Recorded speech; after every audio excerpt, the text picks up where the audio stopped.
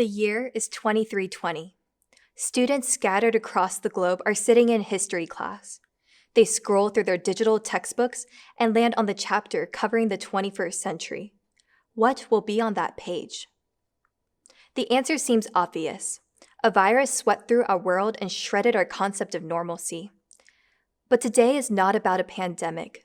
Today, we acknowledge the God who brought these brilliant individuals to this point.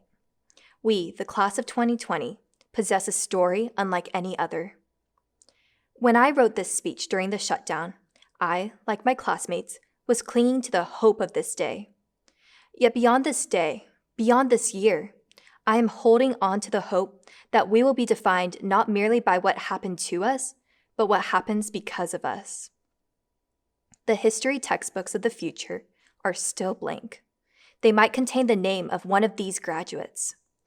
When life came to a screeching stop these past few months, we were provided an opportunity to live with determination, wait in silence, love each other well, exercise our God-given passions, and think carefully.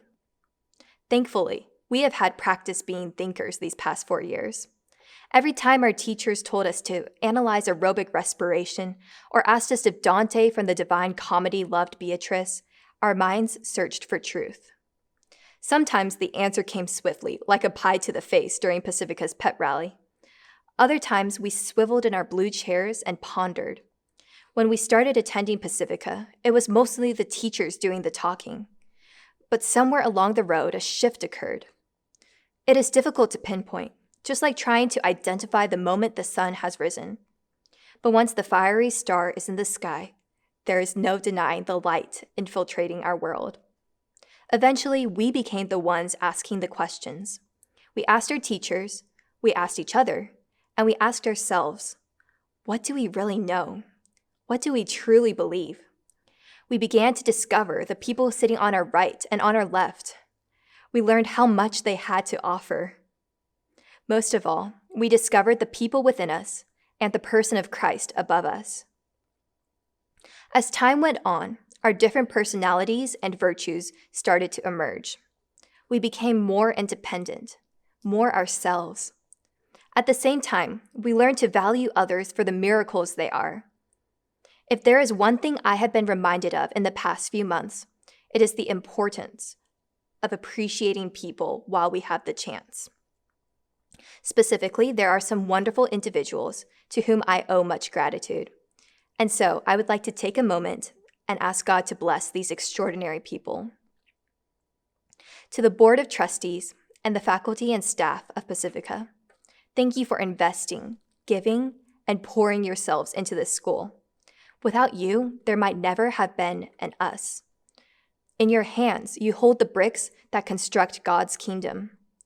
May the Lord cause you to reap in abundance the goodness, truth, and beauty you have sown in abundance. To the families and friends of the school, and to the past, present, and future Pacificans, thank you for trusting the process and erecting a flourishing school so many people have called home. May the Lord bless you and keep you. May the Lord make his face shine upon you and be gracious to you. To the class of 2020, thank you for persisting with humility and believing that what we are doing matters. Thank you for showing up to those Zoom calls. I am so proud of each of you and so thankful to have known you. May the Lord forever flood your souls with his love, joy, and peace as you walk out into the world. And to my dad, mom, and sister, and to all the families of the class of 2020, thank you for believing in this day. Thank you for the numerous small and huge gestures you performed, letting us know that we are loved. For a while, life looked normal until it didn't. And now, our idea of normalcy might be disrupted again. May we learn to not cling to normal so tightly, but rather treasure each other deeply, as the God of all comfort becomes ever more present in our lives. Finally, I close with these words from Gilead by Marilyn Robinson. There are 1,000,000 reasons to live this life, every one of them sufficient. Each of you has been one of those reasons. Thank you.